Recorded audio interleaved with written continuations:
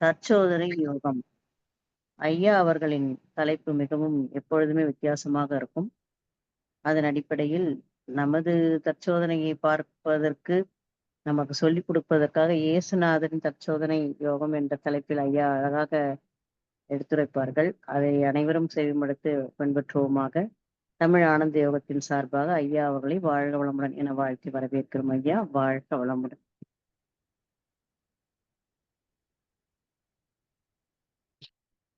வணக்கம், வாழ்க வளமுடன். Video please.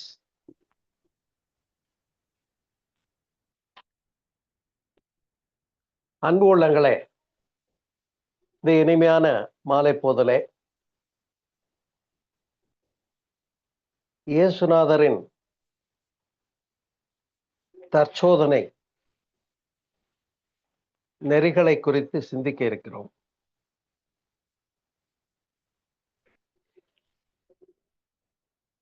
எத்தனையோ மகான்கள் தோன்றி வழி நடத்தி இருக்கிறார்கள்.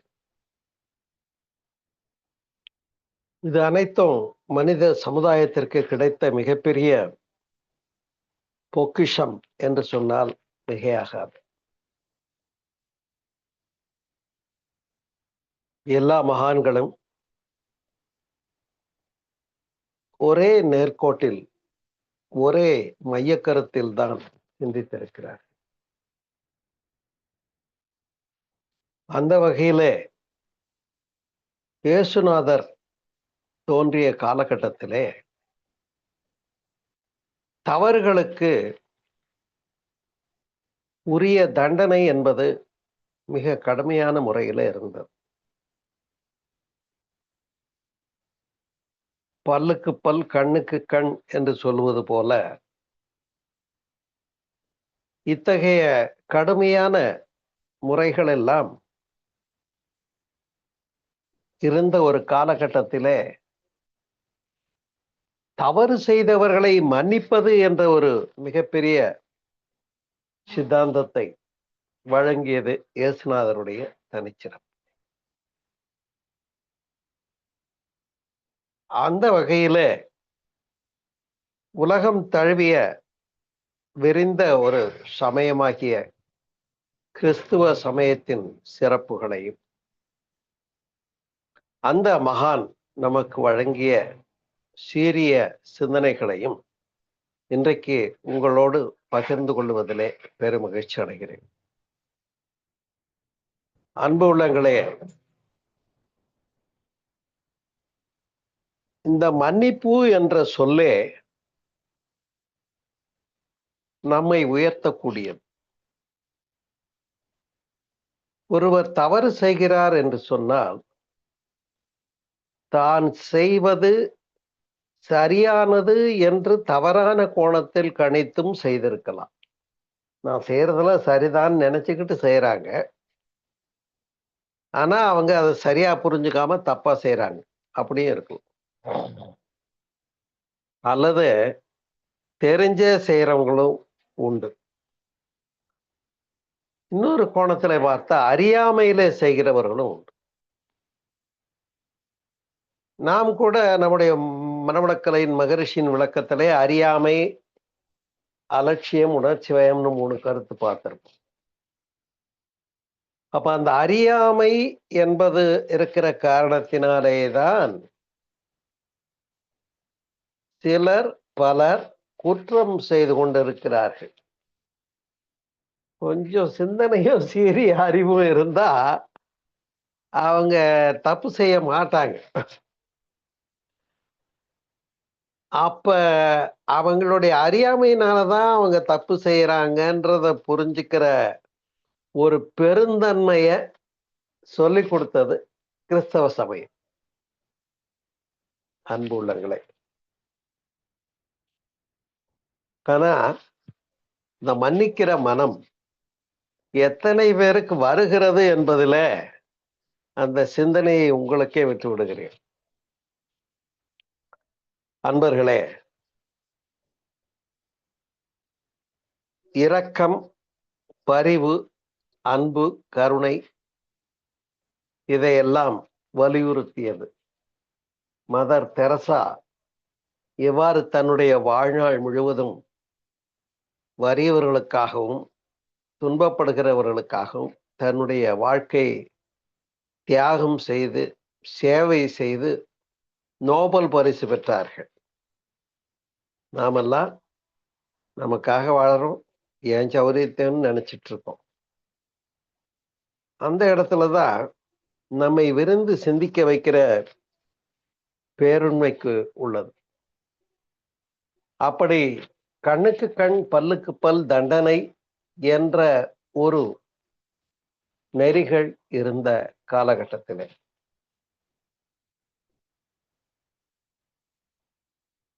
பகைவனையும் நேசிக்க சொன்னார்.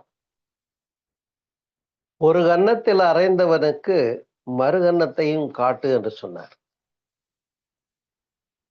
இந்த தவறு செய்தவர்களை மன்னிக்கின்ற மனோ பலம் யாருக்கு அமைகிறதோ அவர்கள் உயர்ந்தவர்கள் என்று சொன்னால் மிகையில்லை.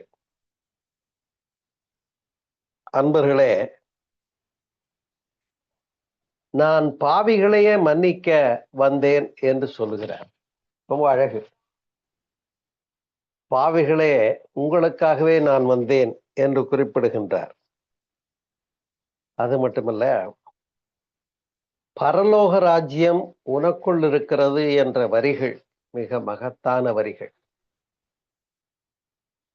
த விஸ்டம் அது எங்க இருக்குன்னா நமக்குள்ள இருக்கு அப்படின்னு சொன்னது. இப்ப நாம கூட ஏதோ மோட்சம் என்ற ஒன்றை அடைய வேண்டும் என்ற முயற்சி, எத்தனிப்பு, எனக்கு நரகம் வேண்டாம் மோட்சம் கிடைக்கணும்னு விரும்புற எண்ணம். ஒரு வகையில இந்த மோட்சம் நரகம் இவையெல்லாம் ஏன் முந்தையோர்களால் வர்ணிக்கப்பட்டது என்று சொன்னால், அப்படி ஒண்ணு இருக்கான்னு முதல்ல கேட்டா அப்படி ஒண்ணு இல்லவே இல்லைங்கிறது தான். அதை புரிஞ்சுக்கோங்க. அதாவது சொர்க்கம் என்பது சுவர் அகம் மேல் நோக்கிய எழுச்சி பெற்ற உள்ளம், அதான் சொர்க்கம். மேல் நோக்கிய சிந்தனை, மேல் நோக்கிய இறை நாட்டம், இதெல்லாம் சொர்க்கம். நர அகம், நரன் என்றால் மனிதன், மனிதனுடைய உடல் சார்ந்த அளவிலேயே வாழ்வது. புரியும் நினைக்கிறேன். அப்ப நர அகம் நரகம், இதுதான் சொர்க்கம் நரகத்துக்குரிய விளக்கம். வேதாதிரி மகரிஷி அவர்களும் விளம்பி இருக்கிறார்கள். அப்படி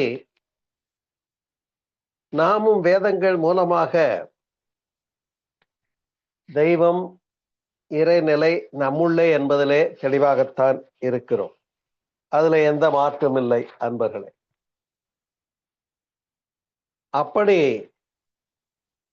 பகைவர்களையும் நேசிக்க சொன்ன இயேசுநாதர்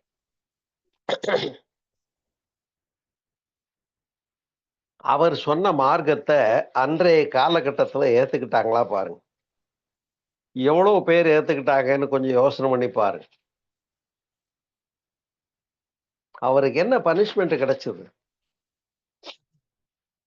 ஒரு இவ்வளவு சீரிய உலகம் தழுவி மக்கள் ஏற்றுக்கொண்டிருக்கக்கூடிய ஒரு சமயம். அப்ப நாம மதிச்சுதான் ஆகணும் கிறிஸ்டியானிட்டி. இயேசுவை போற்றித்தான் ஆக வேண்டும். ஆனால் அவர் அத்தகைய உயர்ந்த கருத்துக்களை தெரிவிக்க, தன்னுடைய கருத்துக்களை பேசி மக்களை உணர்த்துவதற்காக முயற்சி, அவருக்கு என்ன பரிசு திரும்ப கிடைச்சது? அந்த என்ன பரிசு அப்படின்னு உங்களுக்கே தெரியும். கடைசியில கொண்டு போய் சிலுவையில அறைந்தார்கள். அப்படி அவரை 2 கைகளையும் இருத்தி காலையும் இருத்தி அப்படி ஒரு கடுமையான பனிஷ்மெண்ட்ல அவர் மரணத்தை சந்திக்க வைத்தார்கள் என்பதை அறியும். அந்த சிலுவையில இருந்துட்டு அவர் சொன்ன வரி என்ன அப்படிங்கிறது ரொம்ப முக்கியமான ஒரு விஷயம். ஏன்னா எப்பவுமே ஒரு மனுஷன் சாகிற போது ஸ்டேட்மெண்ட் கொடுத்தா அது உண்மையாதான் இருக்கும்ன்றது நீதிமன்றமும் கருதுகிற ஒன்று. நீங்கள் அறிந்திருப்பீர்கள். அப்படி இயேசுநாதரை சிலுவையிலே அறைந்த போது அவர் என்ன சொன்னார் தெரியுமா? பிதாவே இவர்களுக்கு மன்னியும், பிதாவே இவர்களுக்கு மன்னியும், தாங்கள் இன்னது செய்கிறோம் என்று அறியாதவர்களாக இருக்கிறார்கள். பாவம் இவங்களுக்கு தெரியலப்பா, அவங்க என்ன செய்யறோம்னு தெரியாமலே அவங்க இப்படி பண்ண அப்படின்றார். பிதாவே இவர்களுக்கு மன்னியும், தாங்கள் என்னது செய்கிறோம் என்று அறியாதவர்களாக இருக்கின்றார்கள் என்று சொல்லுகிறார். ரொம்ப அருமையான வரிகள். அதுதான் மாமனிதர்களுக்கு சிறப்பு. நாமளா இருந்தா என்ன பண்ணுவோம்? ஒரு பழமொழி உண்டு, எனக்கு 2 கண்ணு போனாலும் பரவாயில்ல, அவனுக்கு ஒரு கண்ணாவது போகணும், அதை நான் பார்க்கணும்னு நான் ஒருத்தன். இதுதான் இன்னைக்கு இருக்கிற ட்ரெண்டு. எப்படிங்க? எனக்கு 2 கண்ணும் போனாலும் பரவாயில்ல,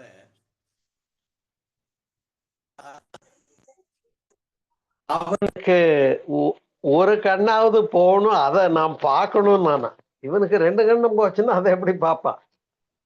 அது மாதிரிதான் இன்றைக்கு இருக்கக்கூடிய சிந்தனை நிலைகள் எல்லாம்.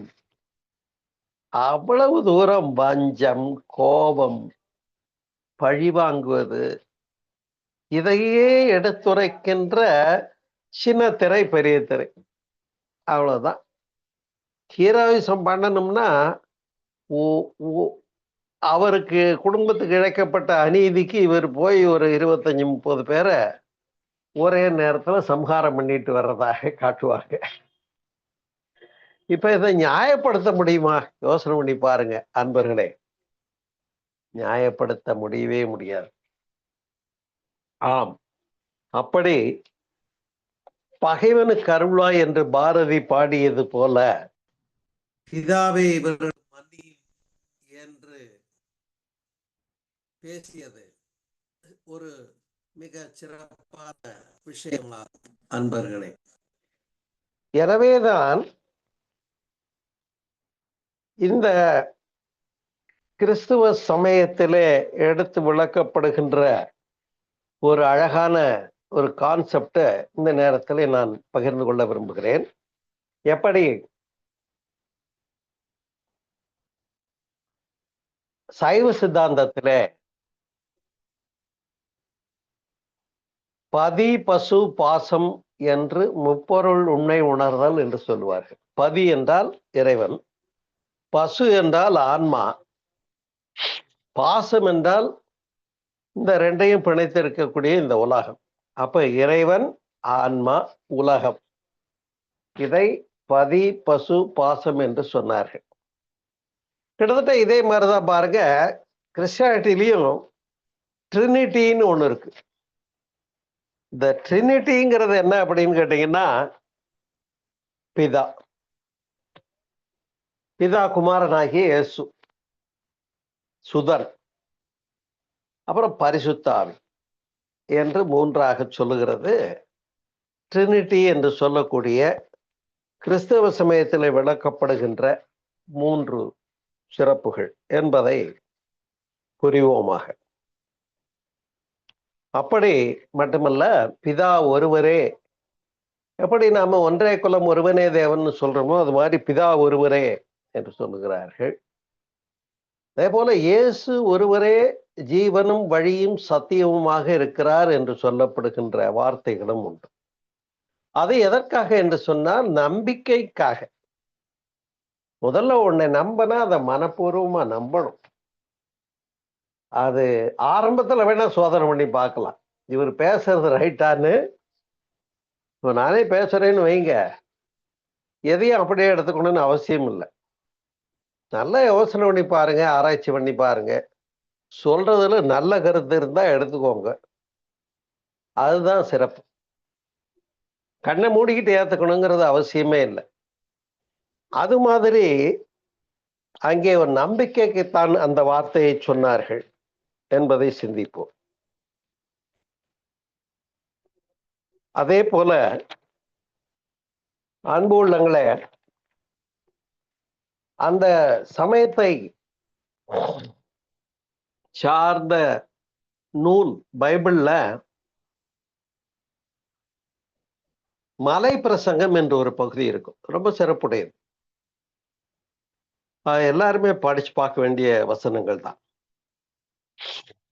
அந்த மலை பிரசங்கத்தினுடைய சிறப்பை பற்றி காந்தியடிகளும் தன்னுடைய சத்திய சோதனை நூலிலே குறிப்பிட்டிருக்கின்றார் என்பதை அறிவோமாக. அப்படி இந்த ஒருவர் இதற்காக இவங்களுடைய மதத்தை பரப்ப வேண்டும் என்று எண்ணுகிறார்கள். நல்ல நோக்கம்தான். ஏன்னா எந்த ஒரு நெறியிலையும் நெறிப்படாத மனிதர்களுக்கு வாப்பா இப்படி ஒரு நெறி இருக்கு, இதையாவது பின்பற்றி பாருன்னு சொல்ல வேண்டிய தேவை இருக்கு. உண்டா இல்லையா? நான் எந்த நெறியுமே ஃபாலோ பண்ணல, நெறியற்று கிடக்கிறேன் என்று சொன்னால், அப்ப நெறிப்படுத்துவதற்கு வந்த மகான்களிலே ஏதாவது ஒருத்தரையாவது ஃபாலோ பண்ற சொல்றதுல தப்பு இல்லையே. ஆனா எந்த நெறியை எடுத்துக்கொண்டு பின்பற்றுவது என்பதிலே ஒவ்வொருவருக்கும் சுதந்திரம் இருக்கிறது. அது பின்பற்றுவதற்கான தனி மனித சுதந்திரம் என்பதை மறந்துவிட முடியாது. பரிந்துரைக்கப்படலாம், நல்ல கருத்துக்கள் வாங்க கேளுங்க சொல்லலாம். ஆனா சேருங்க, அது கேட்டு தெளிந்து புரிந்து நல்லா இருந்தா அவங்களே எடுத்துக்க போறாங்க. அதுல ஒண்ணும் தடை இல்லைல்ல. ஆகினாலே இப்ப ஒரு மனிதன் தன்னுடைய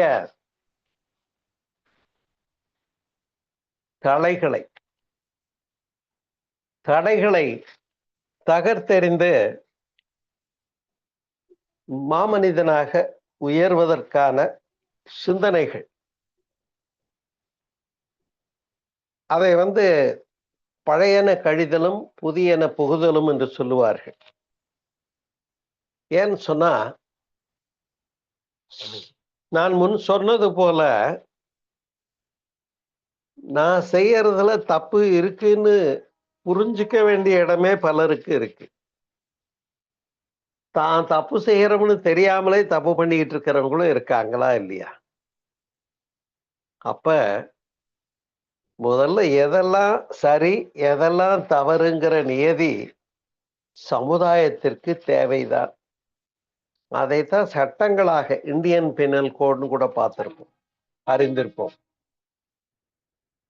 அப்படி முறைப்படுத்துதல் தேவைப்படுகிறது. இந்த இடத்துல தவறு செய்தவர்களுக்கு தண்டனை உறுதியாக உண்டு. தவறு செய்தவர்களுக்கு தண்டனை உறுதியாக உண்டு. அதாவது செயலும் செயலுக்குரிய விளைவும். இதுதான் இந்து மதம் சொல்லுகின்ற ஆழ்ந்த பொருள்.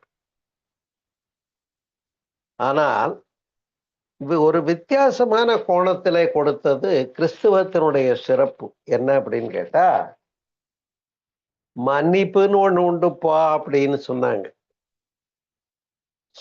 அது யாருக்குன்னா, இப்ப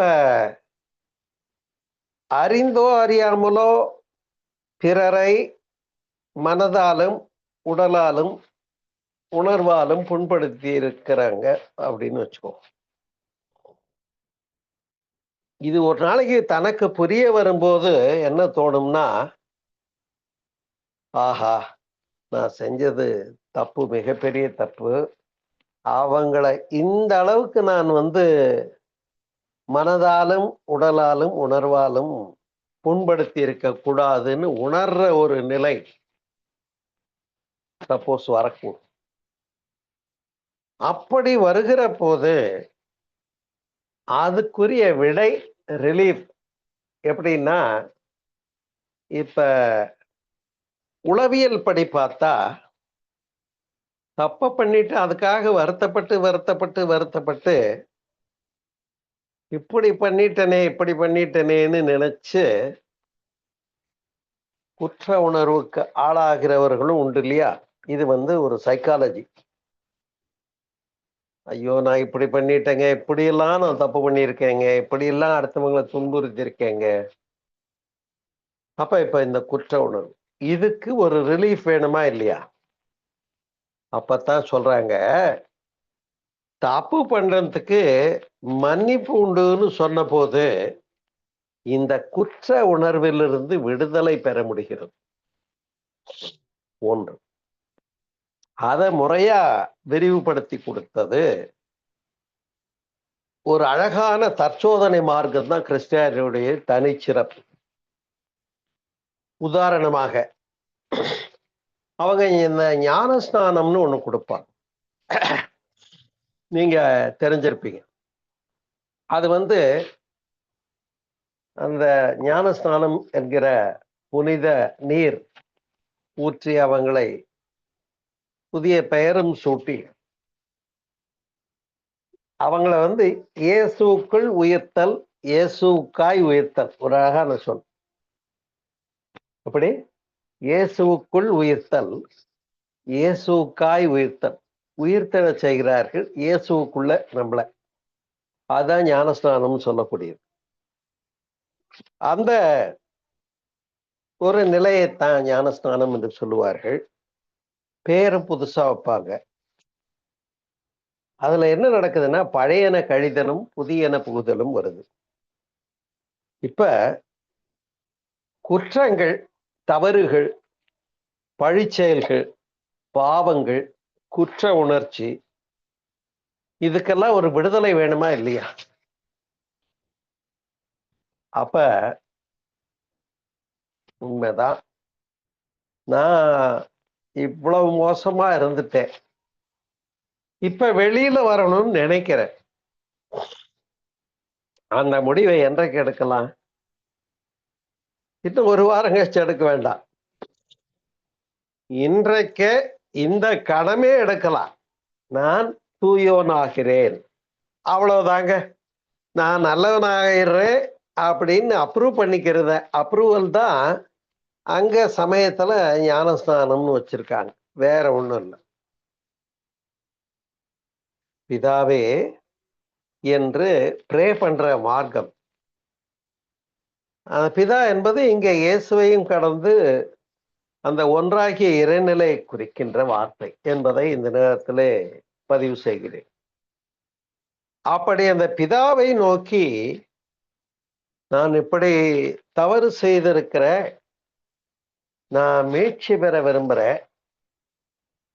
சரி, தப்பு செஞ்சிருக்கேன்னு ஒத்துக்கிறல்ல, முதல்ல உன் கில்ட்டி கான்சியஸ் வந்துருச்சுல்ல, ரைட்டு, அதை கெட்டியா பிடிச்சிக்கிட்டு இருக்காத, அதை விட்டுட்டு வெளியில வா. எப்ப வர முடியும்? இனிமேல் தப்பு பண்ண மாட்டேன்னு முடிவு பண்றது. ஆனா இது ரொம்ப பேர் என்ன பண்றாங்கன்னா, இனிமேல் தப்பு பண்ண மாட்டேன்னு முடிவெடுக்கிற வேலைய தினம் பண்ணிட்டு இருந்தா எப்படி இருக்கும்?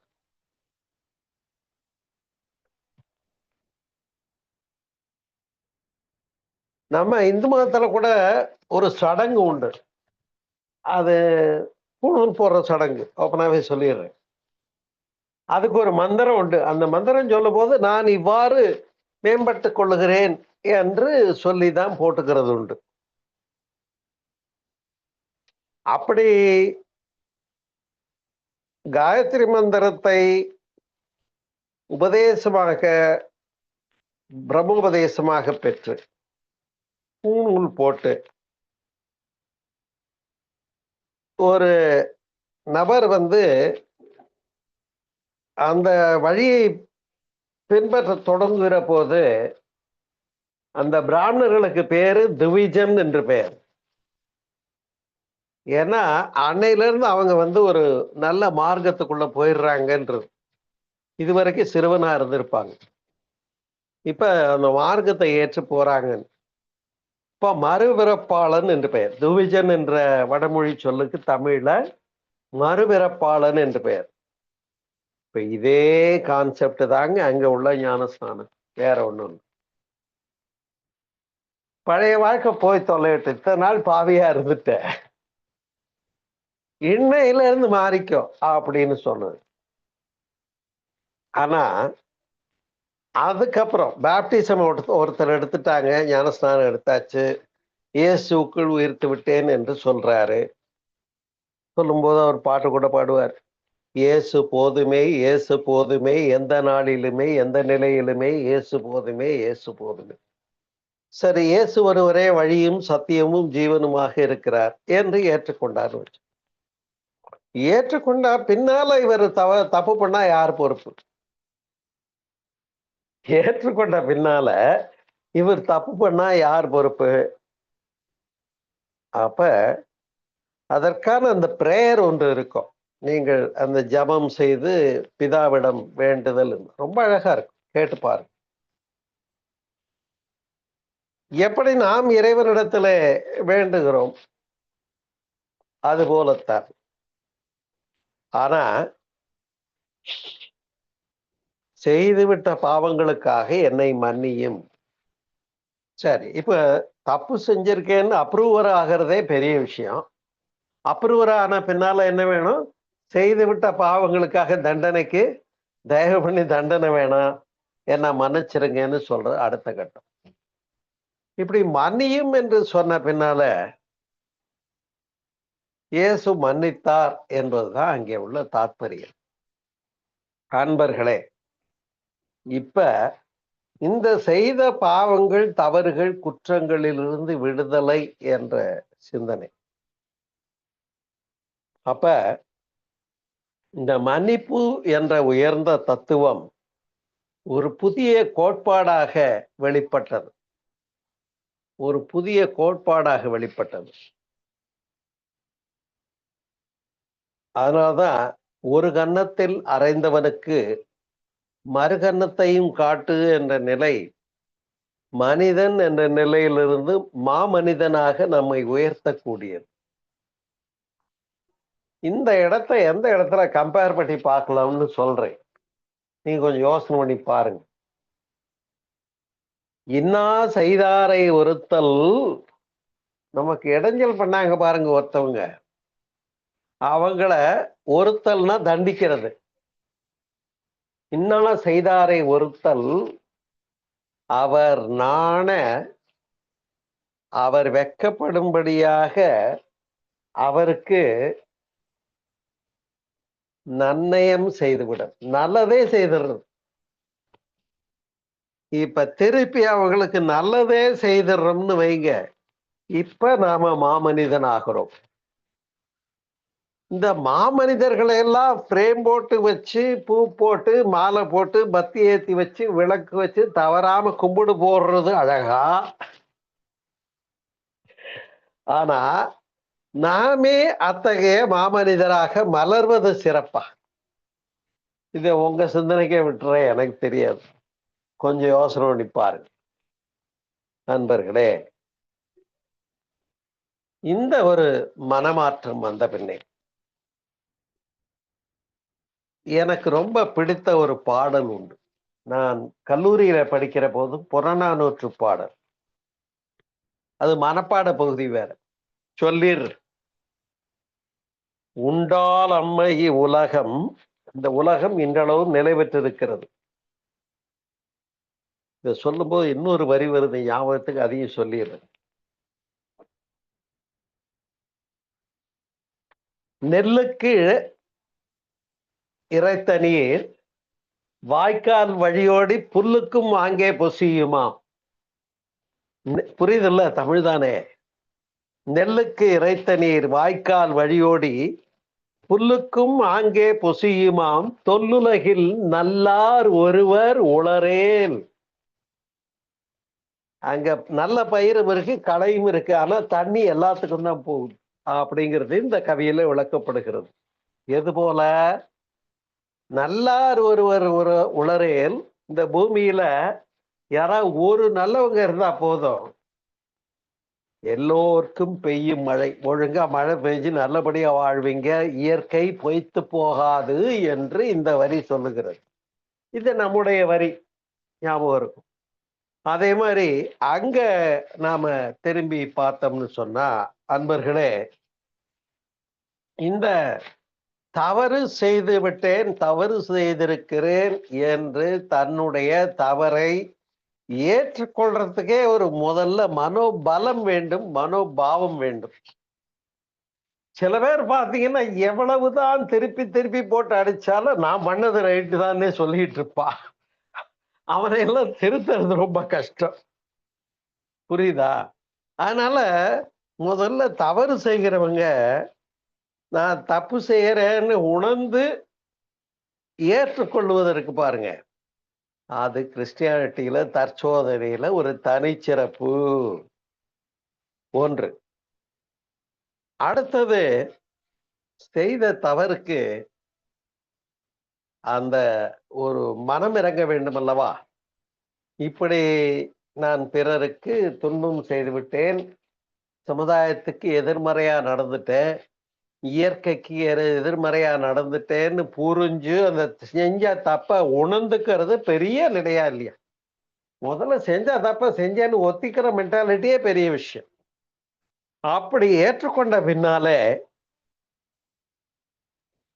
ஒருத்தர் திரும்ப திரும்ப தான் செய்த அந்த தப்பை, பழியை, பெரிய பாவம், கொலையே பண்ணிட்டாருன்னு வச்சுக்கோங்களேன், மனிதனே இல்ல ஒரு உயிரை வச்சுக்கோங்களேன், ஒரு பேச்சுக்காக சொல்றேன், இதுக்காக வருத்தப்பட்டுக்கிட்டே இருந்தா ஆகுமா? இப்ப ஒரு தவறு செய்ததுக்கு விமோசனம் என்ன, மாற்று என்ன வேணுமா வேண்டாமா?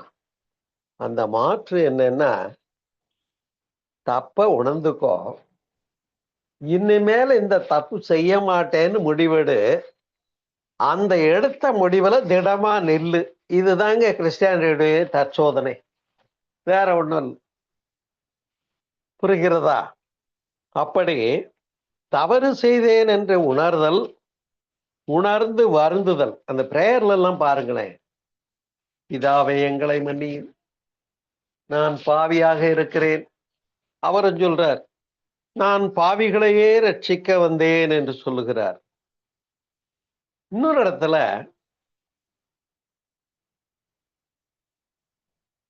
எப்படி மகாபாரதத்துல ஒரு வரி வரும்,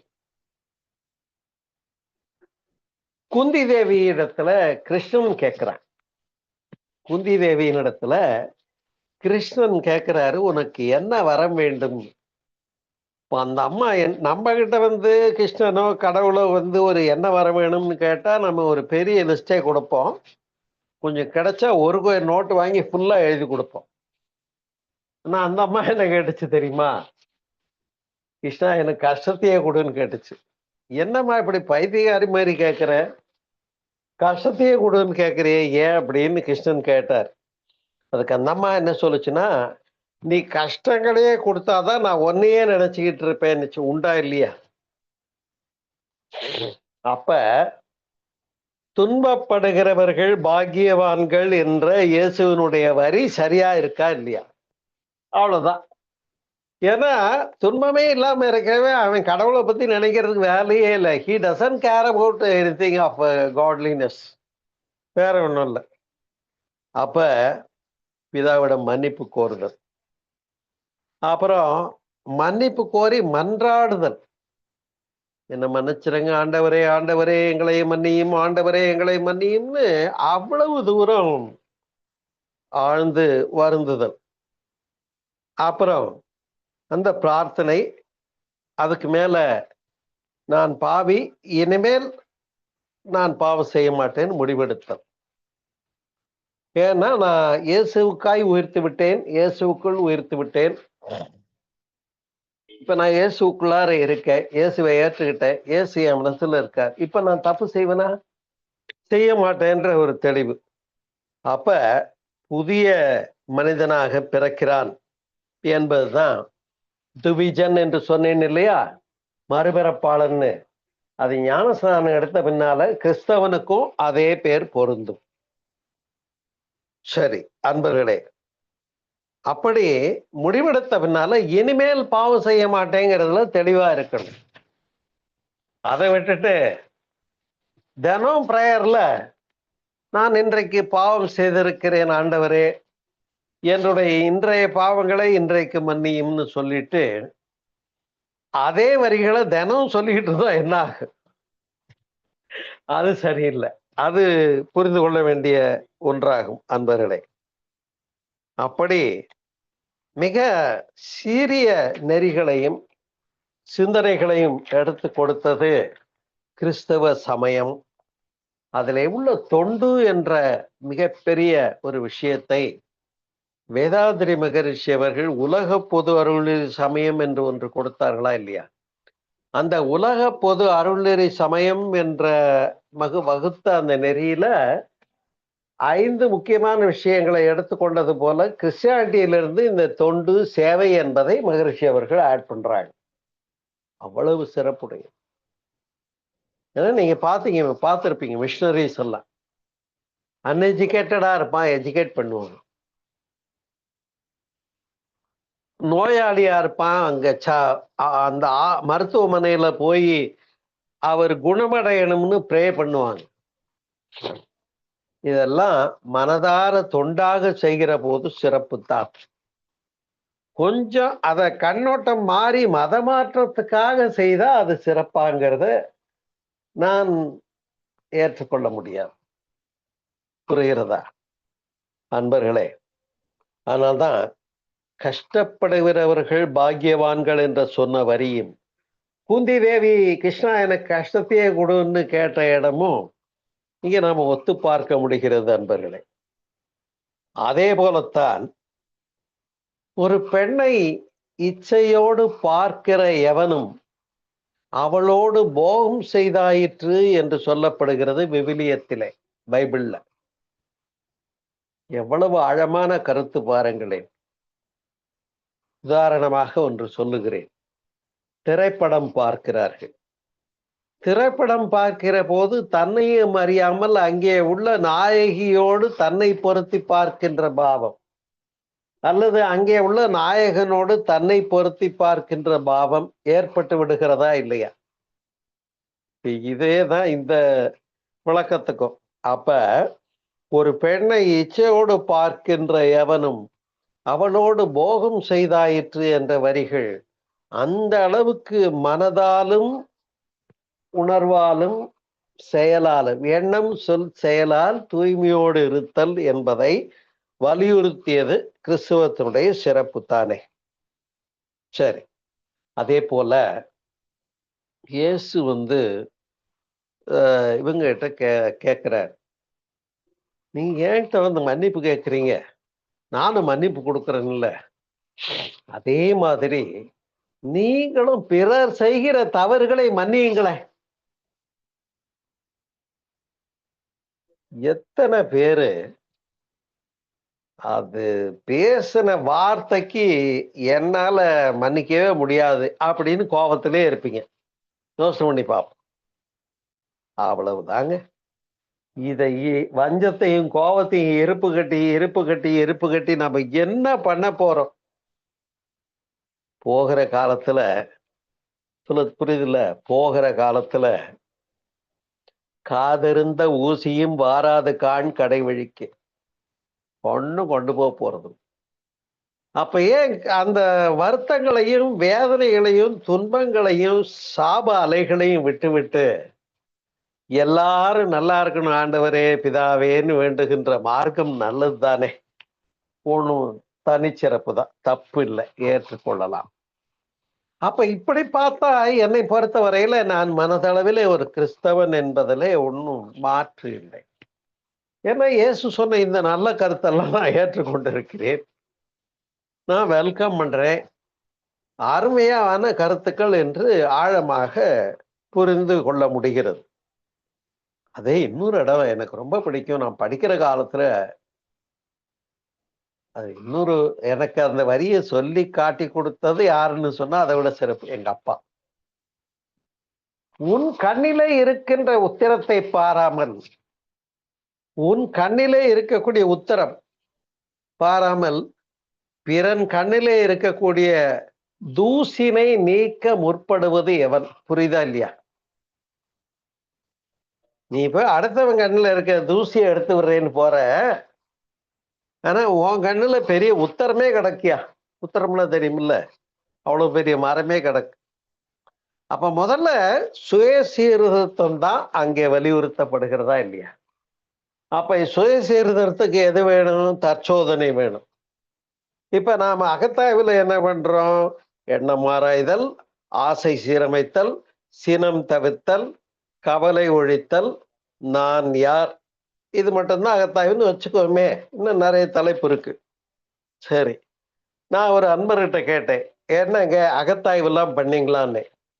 ஓ, முதல் நிலை அவர் நடத்தினார், இரண்டாம் நிலை அவர் அகத்தாய்வு பண்ணார், மூணாம் நிலை இந்த பேராசிரியர் அகத்தாய்வு பண்ணார்னார். நான் கேட்கிறேன், இந்த அகத்தாய்வு இவர் பண்றதா இல்ல பேராசிரியர் பண்ணிட்டு போறதான்னு இப்ப புரியாம போயிடுச்சு எனக்கு. அதனால என்னன்னு கேட்டா, அகத்தாய்வு நமக்குள்ள நாம தான் பண்ணணும், அதுதான் தற்சோதனை. அதைத்தான் கிறிஸ்தவம் சொல்லுகிறது.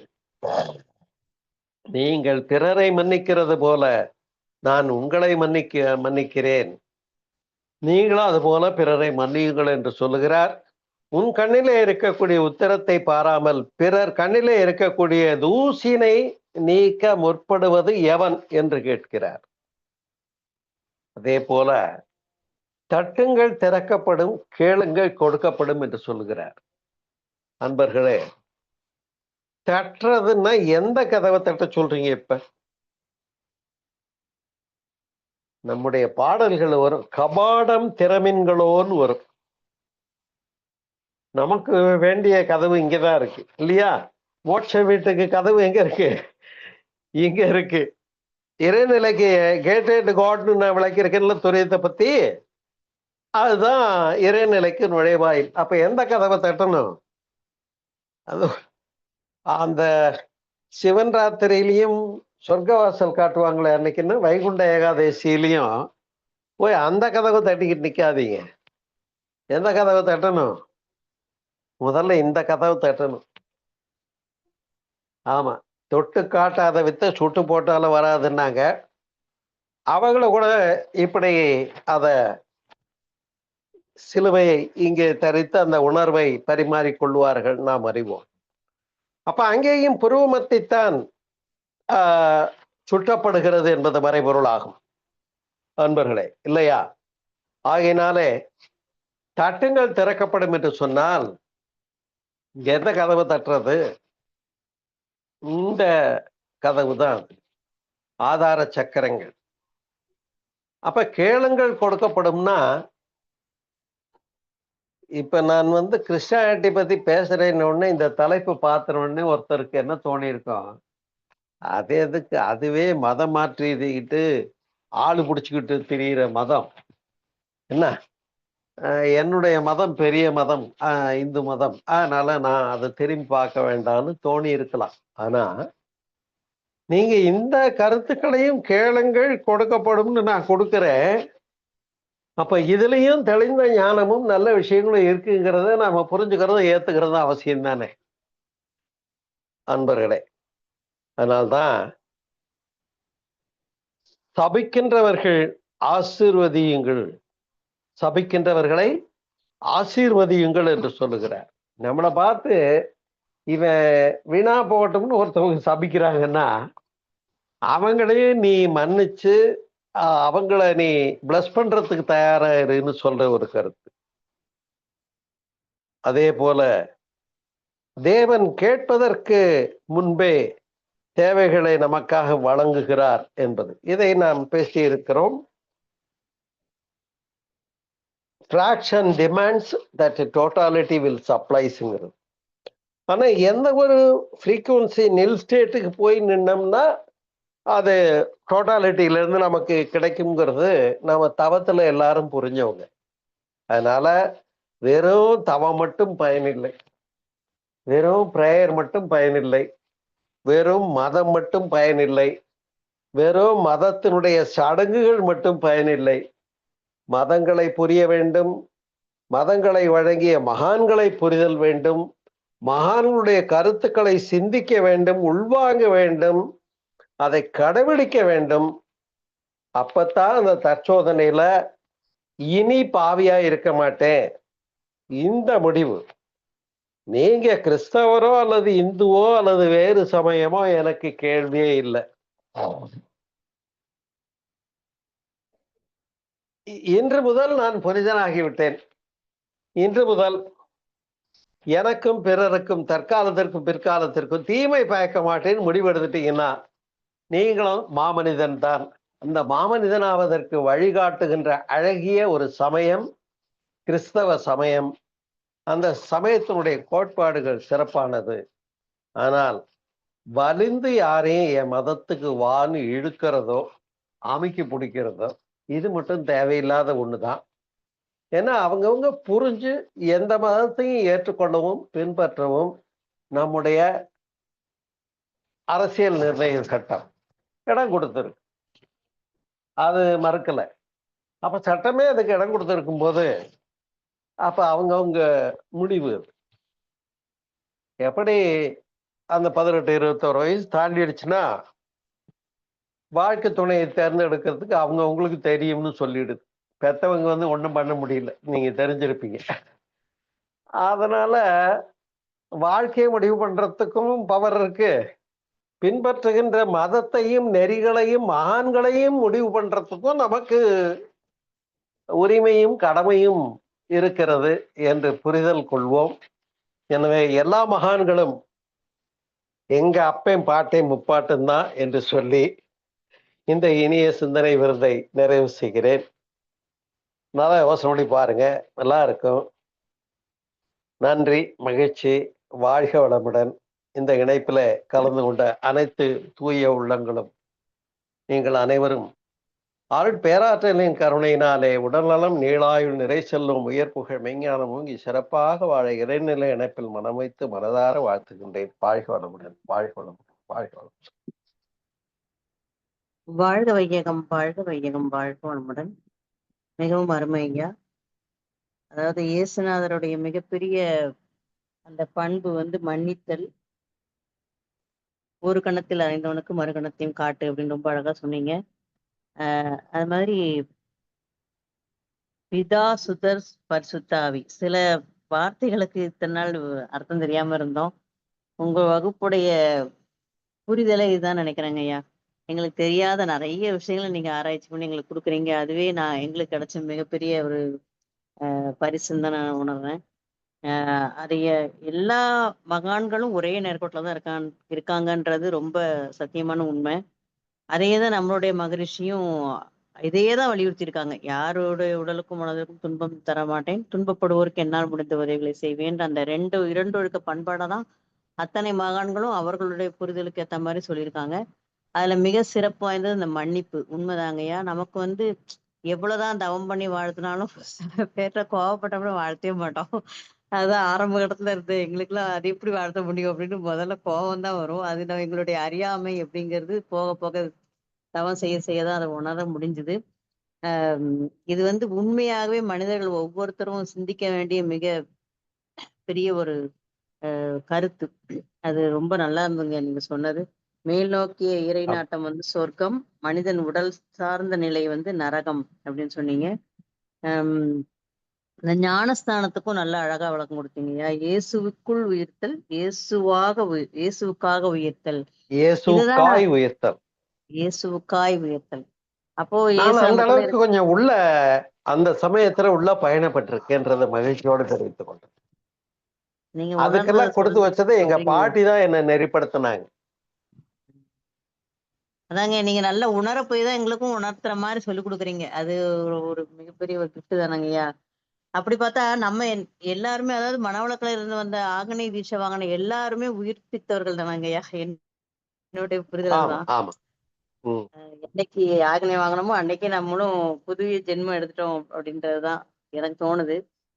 அது மாதிரி புதிதாக பிறந்துட்டோம், இருந்தாலும் அதை ஃபாலோ பண்றதுக்கு முயற்சி பண்ணிட்டு இருக்கோங்க ஐயா. தவறு செய்தவர்களுக்கு அந்த இங்க முதல்ல பாருங்க, இந்த ஒத்துக்கொள்ளணும். வார்த்தைய ரொம்ப நாளைக்கு சொல்லிட்டு இருக்க கூடாது. உண்மைதான், ஃபாலோ உண்மைதான். பண்றதுக்கு முயற்சி பண்றேனுங்க அப்படின்னா ம். ஏதோ நாளைக்கு பண்ற மாதிரி சொல்லக்கூடாது. சரி, சரி, பண்ணிக்கிட்டு சரி. இருக்கேன்னு வந்துருங்க. ஓகேங்க. ரொம்ப பேர் இனிமேல் பண்றேனுங்க, இனிமேல் பண்றேனுங்க. இல்ல, வாழ்க. இனிமேல் எடுத்து விட்டுறணும். நன்றிங்க. ரொம்ப சிறப்புங்கய்யா. தவறு செய்யறத முதல்ல ஒத்துக்கணும். அதுக்கப்புறம் அதை உணர்தணும். அதன் பிறகு இனிமேல் செய்ய மாட்டேன்ற முடிவுல தெளிவாக இருக்க வேண்டும் அப்படின்னு நீங்க சொன்னீங்க. மிக அருமையான விளக்கம். இதை விட தெளிவா யாரும் சொல்லித்தர முடியாது. இவ்வளவு அழகாக நமக்கு தெளிவுரை வழங்கிய ஐயா அவர்களை அனைவரும் துரிய நிலையிலிருந்து வாழ்த்தி விடுவோம். ஆம், சோமசுந்தரம் ஐயா அவர்களும் அவர்களது அன்பு குடும்பமும் அருட்பேராற்றல் கருணையினால் உடல் நலம், நீள ஆயுள், நிறை செல்வம், உயர் புகழ், மெய்ஞானம் ஓங்கி வாழ்க வளமுடன், வாழ்க வளமுடன், வாழ்க வளமுடன் என இறை ஆனந்த யோகத்தின் சார்பாக வாழ்த்துகிறோம் ஐயா. கேள்வி பதில் நிகழ்வில் கேள்வி கேட்கும் நண்பர்களை அழைக்கிறோம். வாழ்க வளமுடன். கேள்வி கணைகளை தொடரலாம்.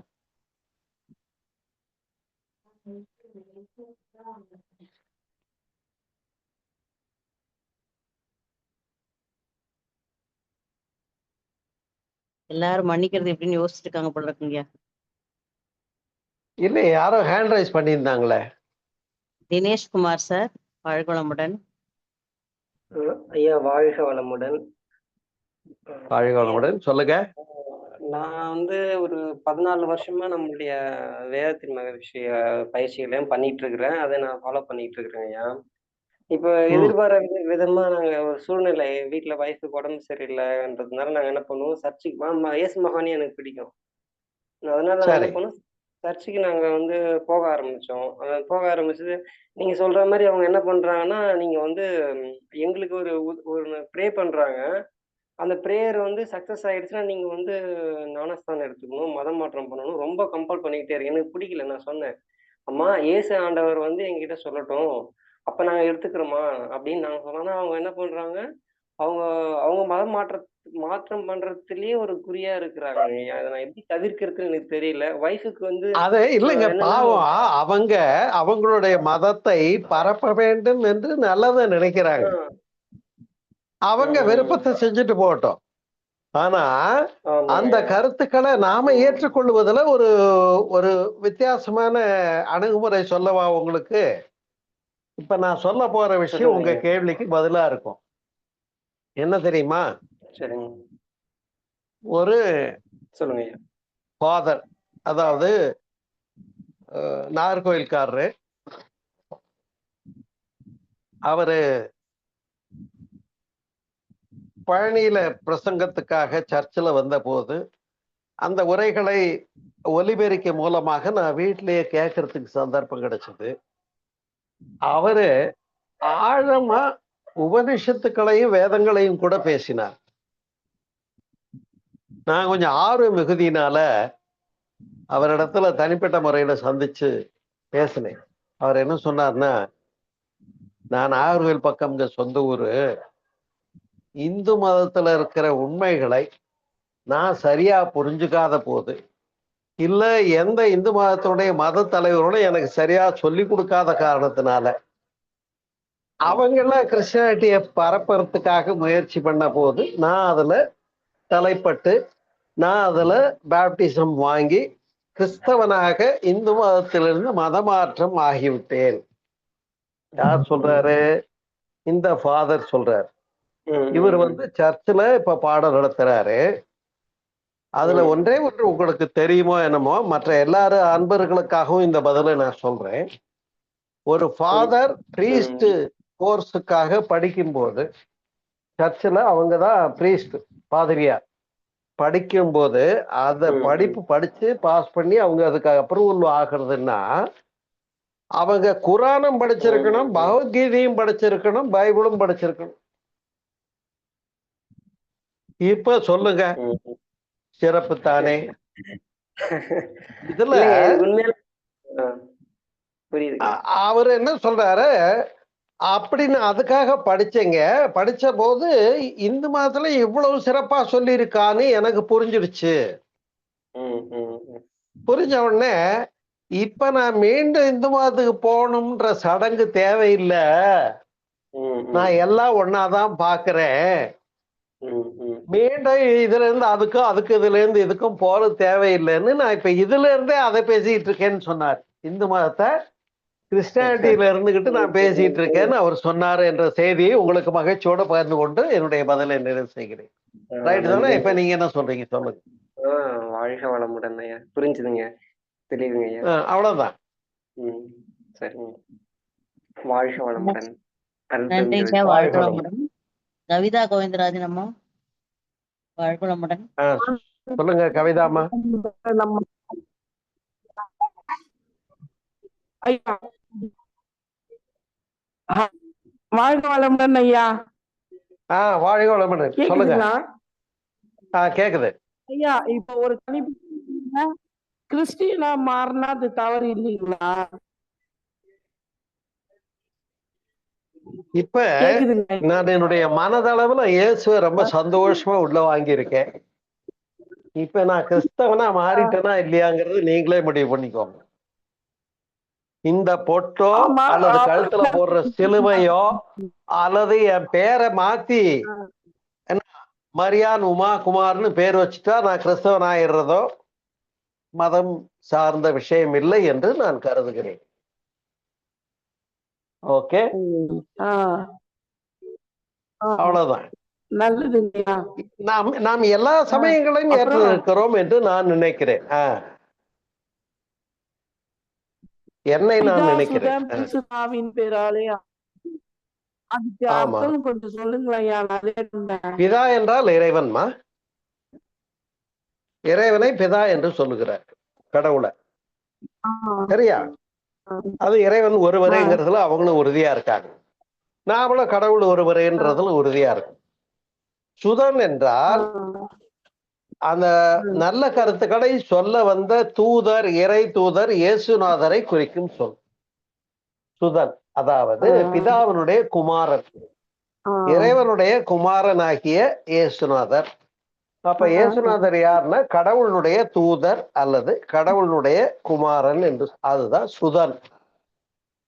அடுத்து பரிசுத்த ஆவினா யாரெல்லாம் இந்த டாபிக்கை கேட்டு மனசுல சுத்தமானீங்களோ நாம எல்லாருமே பரிசுத்த ஆவிதான். புரியுதா? ஓகேயா? நல்லா இருக்கா? நம்ப முடியுதா? நம்ப முடியுது. இருந்தாலும் நாங்க கிறிஸ்டின் யாருன்னா திட்டுறோம். இப்பதான் புரியுது. இப்ப கிறிஸ்டினை பார்த்தாலே திட்டுறோம் இல்லைங்க ஐயா. திட்ட வேண்டியதில்லையா? ஏன் திட்டுறீங்க? அதெல்லாம் வேண்டியதில்லை. எல்லாம் நம்ம சகோதரர்கள் தான். கடவுள் எத்தனைமா? பிதா வேற, சிவம் வேற, அல்லா வேறன்னு 3 கடவுள் இருக்கா? ஒண்ணுதான். அப்ப அந்த கடவுளுடைய குழந்தைங்க நாம. அப்ப நமக்குள்ள என்ன உறவு?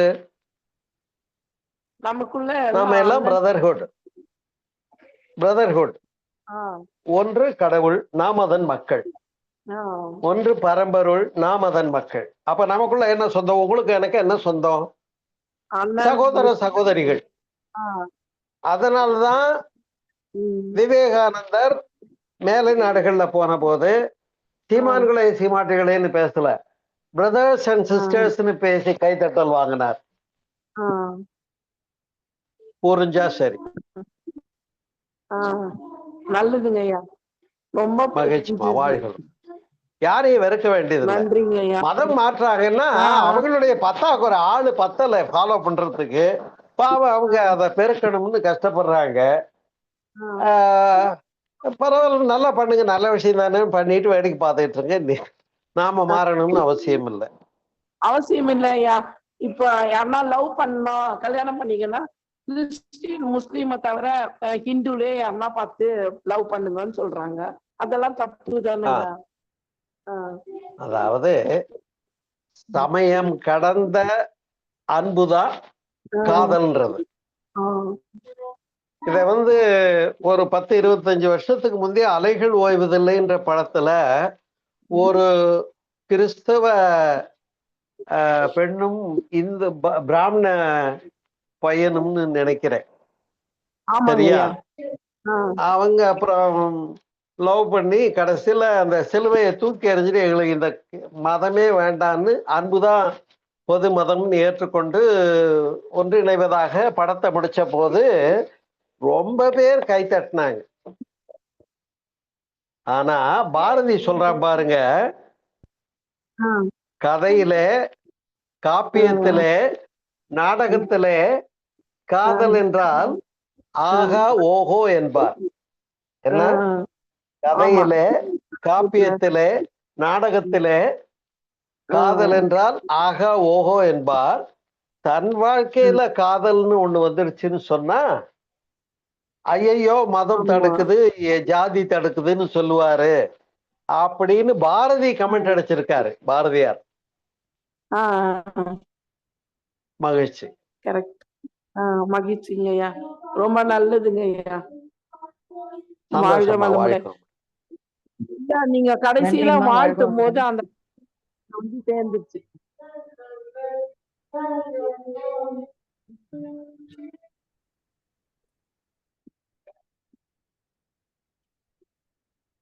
அடுத்த கேள்வி.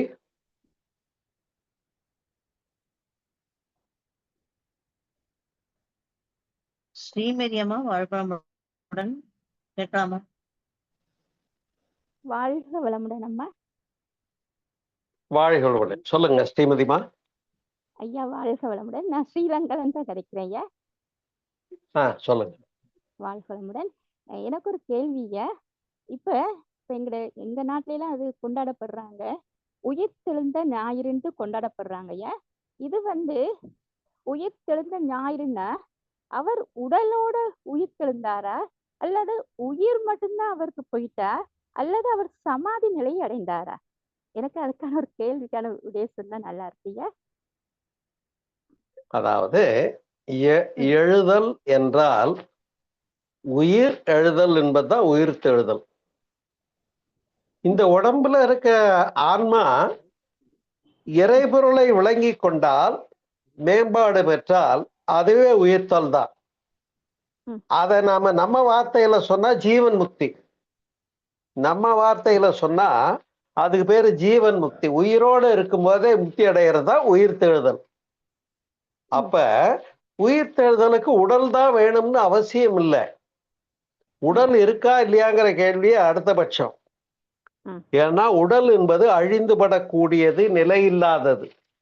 இருக்கிற வரைக்கும் உடம்பால் அழியில் உயிரால் அழிவர், திடம்பட மெய்ஞானம் சேரவும் மாட்டார், உடம்பை வளர்க்கும் உபாயம் அறிந்தேன், உடம்பை வளர்த்தேன் உயிர் வளர்த்தேனே. அப்போ உடம்பை காப்பாற்றணும் இருக்கிற வரைக்கும் நல்லபடியா.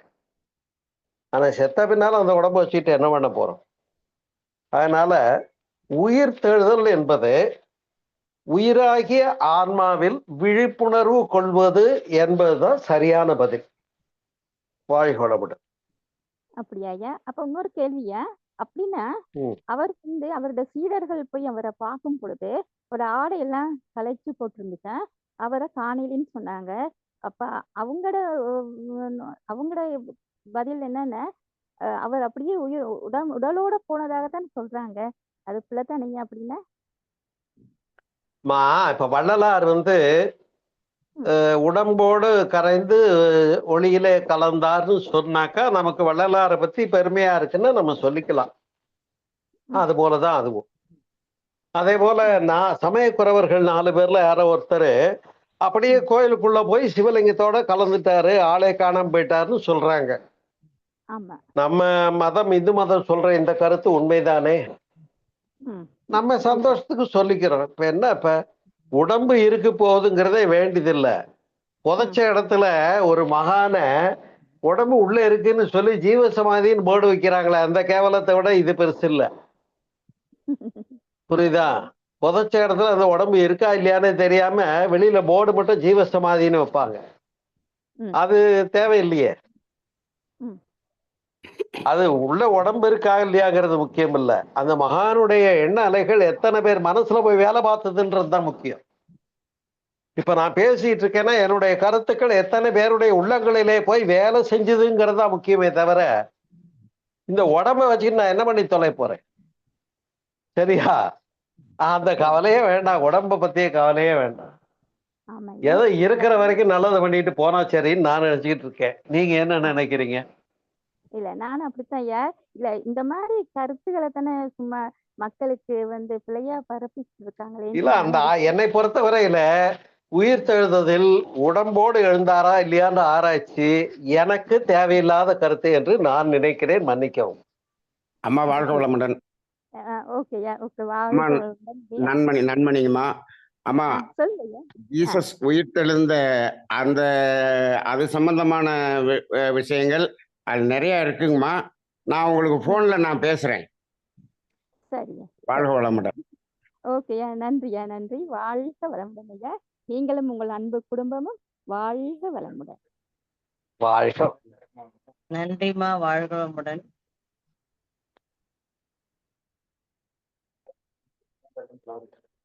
ஐயா நிறைவு செய்துக்கலாமா ஐயா? ஓகே. வாழ்க. கேள்வி ஒண்ணு இல்லைன்னா முடிச்சுக்கோ. ஓகேங்க ஐயா. வாழ்க வையகம், வாழ்க வையகம், வாழ்க வளமுடன். தமிழ் ஆனந்த யோகம் வாழ்க வளமுடன். இத்தனை நேரம் நமக்கு மிக அருமையான ஒரு சிந்தனை உரையும் அளித்து அதற்கு அன்பர்களின் கேள்விகளுக்கு அதில் எழுந்த கருத்துக்களையும் நாம் அனைவரும் சிந்தித்துக் கொண்டிருக்கிறோம். அந்த வகையில் ஐயா அவர்களை மீண்டும் ஒரு முறை வாழ்த்தி விடுவோம். சோமசுந்தரம் ஐயா அவர்களும் அவர்களது அன்பு குடும்பமும் மரப்பேராற்றல் கருணையினால் உடல் நலம், நீள ஆயுள், நிறை செல்வம், உயர் புகழ், மெய்ஞானம் ஓங்கி வாழ்க வளமுடன், வாழ்க வளமுடன், வாழ்க வளமுடன். சில முக்கிய அறிவிப்புகள். நாளை அதிகாலை தியானமும் அதனைத் தொடர்ந்து சிந்தனை துளிகளும் உண்டு. அதனைத் தொடர்ந்து நாளை மாலையில் ஜோதிட ஞானம் என்ற தலைப்பில் நமது ஐயா நன்மணி ஐயா அவர்களின் ஜோதிட வகுப்பு உள்ளது. அன்பர்கள் அனைவரும் கலந்து கொண்டு ஆன்மீகமே பெறுவோம். அடுத்த நிகழ்வாக உலகநல வாழ்த்து பாட வரும் அன்பர்களை அழைக்கிறோம். வாழ்க வளமுடன்.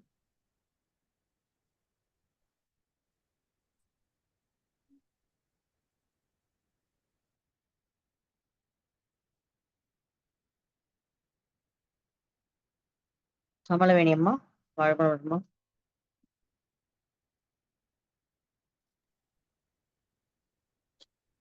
தியானமே யோகம், யோகமே ஞானம். தமிழானந்த யோகம் வாழ்க வளமுடன்.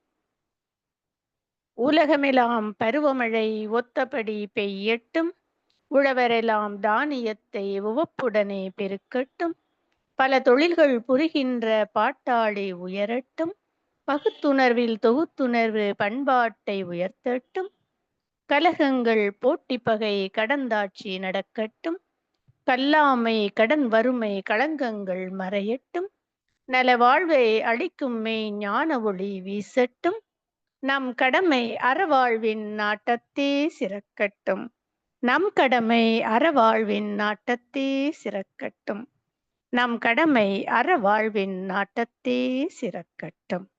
வாழ்க வையகம், வாழ்க வையகம், வாழ்க வளமுடன். நன்றி அம்மா. உலக நல வாழ்த்து பாடிய கமலவேணி அம்மா அவர்கள் வாழ்க வளமுடன்.